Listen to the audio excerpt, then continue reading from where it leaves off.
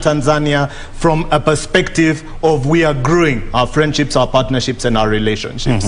It's very important, as Professor Iraki has communicated, that we sort out the Somali problem. We sort out the Ethiopian problem.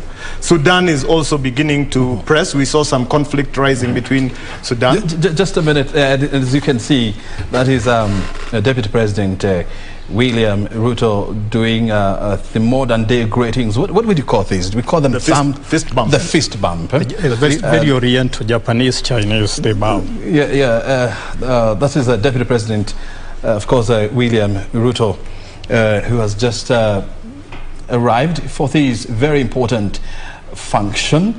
You see, the most interesting thing about Kenyan politicians is that when they are together, you know, they portray a very peaceful and coexisting narrative. Eh? Yes. But when they go to the political fields, I mean, they become different. Eh? That's very true. It becomes no holds barred.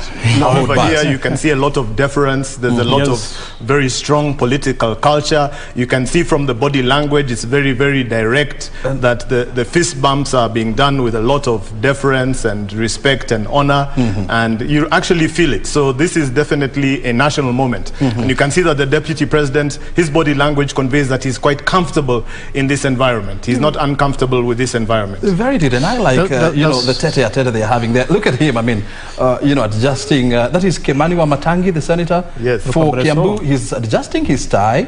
And one thing that we ought to remember is that Kimani Wamatangi is allied to the other arm of politics. Is not aligned to UDA, right? But that tells us that whatever we hear from politicians or see them doing, we should not always follow them, because they have their own agenda compared to their own agenda. The way they act politically is not the way Sunais, the member of parliament, Junet Mohammed, the one who is bowing? I suspect so. I can't see him clearly.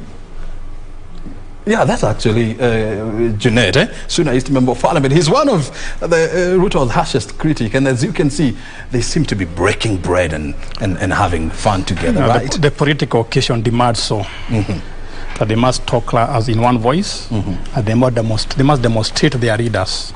You know what is happening over here is you see the Deputy President doing his guard of honor.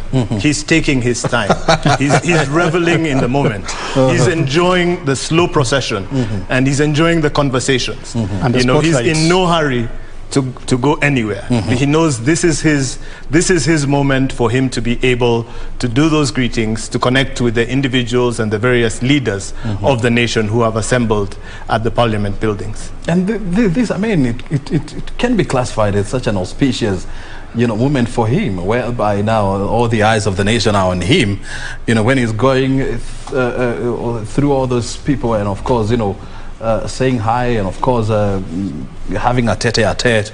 I wish they could amplify and we hear what they are discussing. That would be interesting. I don't know whether that would be possible. It's not just greetings, I think. Maybe they could be discussing personal issues, which we may not want to wade to. But, you know, that's a sign that President Uhuru Kenyatta may not be far off from, you know, arriving at the National Assembly. So let's continue with the discussion that we are having here, even as we keep an eye on what's happening outside the National Assembly. You can see him greeting Major Sorobit, the Sergeant at Arms for the National Assembly. And cracking a few jokes. Yes. Yeah.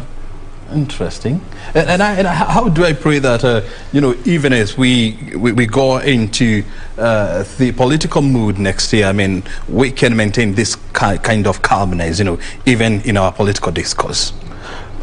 I believe the only thing that can happen to maintain this kind of calmness is we have to remove the dividing factors. And the dividing factors have already been mentioned as we do our pre-briefing before the State of the Nation address. It is a global pandemic. It's COVID. The fear and the decimation, probably because of COVID, has to go away.